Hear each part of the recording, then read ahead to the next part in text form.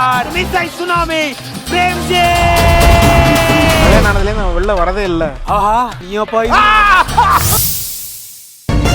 அங்க வந்து குட்டையை குழப்பினா முடிஞ்சது, பிரச்சனை தான். ஏய் யார் ரெண்டு கட்டா என்ன சொல்ற? அடப்பாவமே, ஏமாமா நீ வேற வெட்டியா வெட்டி வெட்டி சொல்லிட்டு இருக்க. இந்தாருங்க அக்காக்களே, கோர்ட்டில் திரும்பவும் நம்ம கேஸை தூசி தட்டி எடுக்கிறாங்களா? போன மட்டும் சாட்சி சொல்ல எல்லாரையும் கூப்பிட்டாங்களா? போன மட்டும் சாட்சி சொன்னது யாரு? என்னக்கா எங்கேயோ பார்த்துட்டு இருக்கீங்க? ஏய் ஓ மோகரைய பார்க்க நான் இங்க இருக்கேனா? கோவம் வருது இல்ல? இதே மாதிரி போன தடவை அவரை தூக்குல போடுங்க, அவர் வெளியில நடமாடவே கூடாதுன்னு ஏதோ பில்டப் எல்லாம் ஏத்தினீங்க. இந்த தடவை கோர்ட்ல கூப்பிடும் போது எங்க மாமா நல்லவர்னு சொல்லிட்டு கீச்சு மூச்சுன்னு கீழே இறங்கி போயிடுங்க. பாத்தீங்களா பாத்தீங்களா என்னமா முறைக்கிறாங்க? இங்க எல்லாரும் முன்னாடியே இப்படி முறைக்கிறாங்க. ரெண்டு பேருக்கும் பொதுவா ஒண்ணு பண்ணிரலாம்.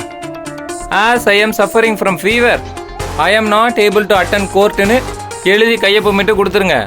என்ன மாமா? ஒண்ணு விடுவான் உன்னைய. நான் எவ்வளவு சீரியஸா சொல்லிட்டு இருக்கேன், நக்கல் பண்றியா?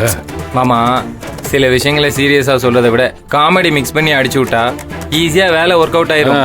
நீ ஒரு மண்ணும் கிழிக்க வேணாம், பேசாம நில்லு. அண்ணே, நாங்க எங்க பொண்டாட்டிக்கிட்ட பேசுனா அவங்க தப்பா எடுத்துப்பாங்க, ஏதோ உள்நோக்கம் வச்சுக்கிட்டு பேசுறோம்னு நினைச்சுப்பாங்க.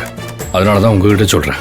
நீங்க எப்படி வக்கீல் சொன்னதை கோர்ட்ல வந்து சொன்னீங்களோ அதே மாதிரி அவங்களும் சொல்ல முடிஞ்சா சொல்லட்டும். இல்லையா ஏதோ ஒரு காரணத்தை சொல்லி கோர்ட்டுக்கு வராம இருக்கட்டும். மிச்சத்தை நாங்க பாத்துக்கிறோம்.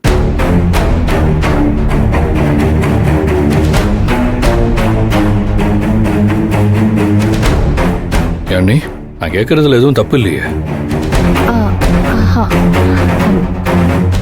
டேட் எப்போ கொடுத்துருக்காங்க? டேட்டு இன்னும் தெரியல அண்ணி, எதுவும் சொல்லலை. ஆனால் ரொம்ப நாள் தள்ள மாட்டேன், எப்போ இருந்தாலும் நம்ம பக்கம் நிற்கணும்ல.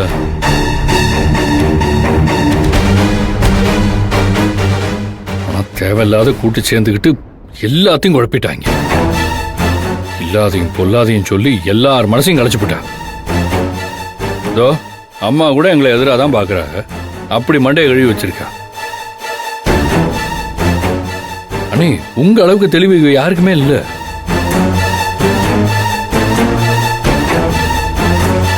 அதனால தயவு செஞ்சு உங்களால பேச முடிஞ்சா பேசுங்க, முடியலையா விட்டுருங்க.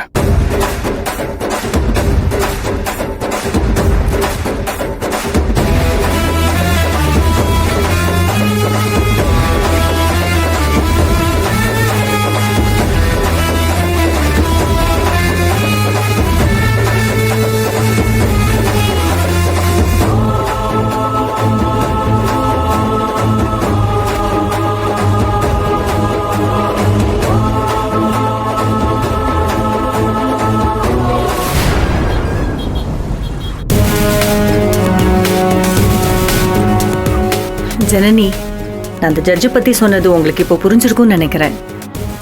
அவங்களுக்கு தேவை ஃபேக்ட்ஸ் அண்ட் எவிடன்ஸ், அதை நிரூபிக்கணும், அவ்வளவுதான்.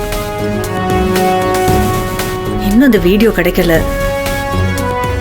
We are entering this battle unarmed. ஆயுதங்கள் இல்லாம போருக்கு போற நிலைமையில இருக்கும் நம்ம.